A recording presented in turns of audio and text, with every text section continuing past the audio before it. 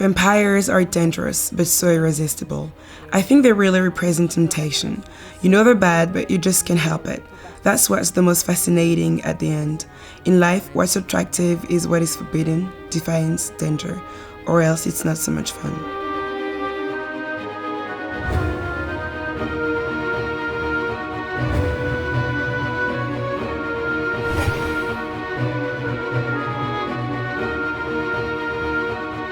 After the chill inspired by the first trilogy of adventure games for the past 10 years, the Prince of Darkness extends once again his hand on the game genre, which fits perfectly his legend in Dracula 4, The Shadow of the Dragon. The creators of this title invite you to risk a peek behind the curtain, but be careful, don't get bitten. The Shadow of the Dragon follows on from the previous game, but it is not a sequel. It really is an original story that is more based on the legends that have inspired Bram Stoker than Bram Stoker's book itself.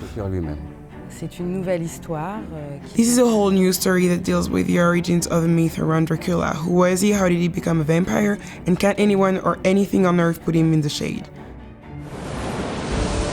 The Shadow of the Dragon begins with the shipwreck of a freighter that carries an important art collection meant for the Metropolitan Museum. A few weeks later, one of the masterpieces is found in Hungary. At this point, Ellen Cross steps in. She works for the Metropolitan Museum as an art restorer. She has little time left, and finally, she completely enjoys the last moments of her life through this adventure.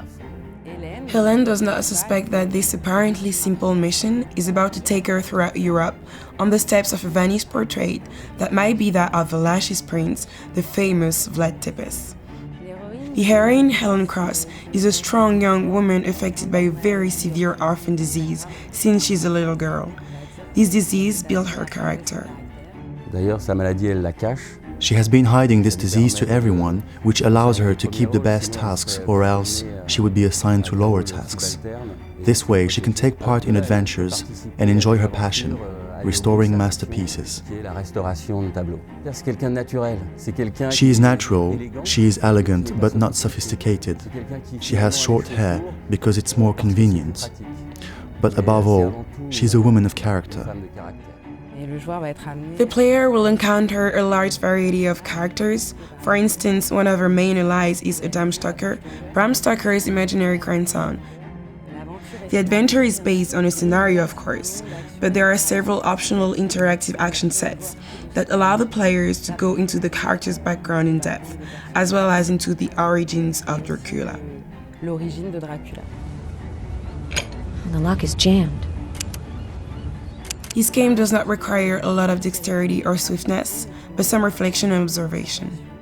Several difficulty levels are available, so casual gamers and even beginners can enjoy the adventure. Dracula 4 is a traditional adventure game. All the ingredients of this kind of game are in it.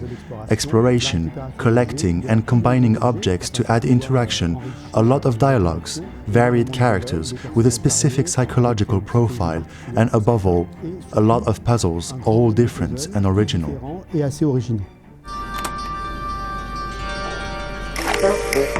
The distinctive feature in Dracula 4 is that the player embodies a character who is sick. A health system is therefore included, and the player has to find food and medicine to gain strength, to be able to carry out physical actions. To spice up the health system, we decided to include the possibility to combine various medicine.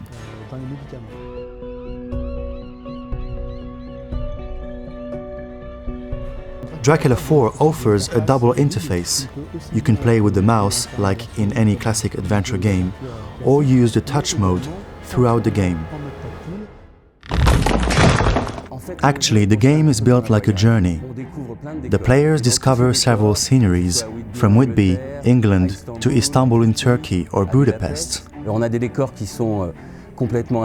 Some being made from scratch, crypts, secret passages, but some others have existed. So we have tried to recreate them as accurately as possible, adding a fantasy dimension that fit with adventure gaming. We have tried to adapt the gameplay to each specific country's or city's culture and architecture. To obtain final scenery, we proceed step by step. We base our work on sketches. We start by drawing small sketches, air views, as though we were picking an apartment to try and place the elements and the interactions so that they are well balanced. Second step is to model the place in 3D, which allows us to see the elements in space and to make sure the players are well situated. Can they clearly see? Is it ergonomic?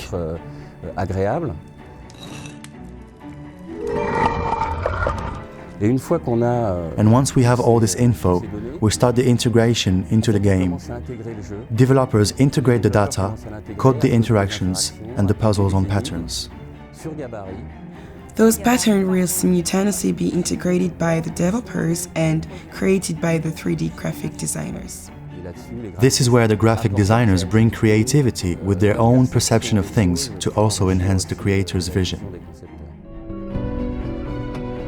We are delighted to have been able to collaborate with Pierre Estève for the music in the game. He is a man of great experience as far as sound in adventure games is concerned. We have worked with him in the past on other games, and he does perfectly handle this kind of game and the rhythm that goes with it. We know Dracula is around, but we don't actually see him. So we finally decided to go for electric guitar saturated sounds that create a dark and sleazy atmosphere. So I watched and played the game, looking at the images to get info about the emotions. This also helped me to make sure I was right with the rhythm for each place.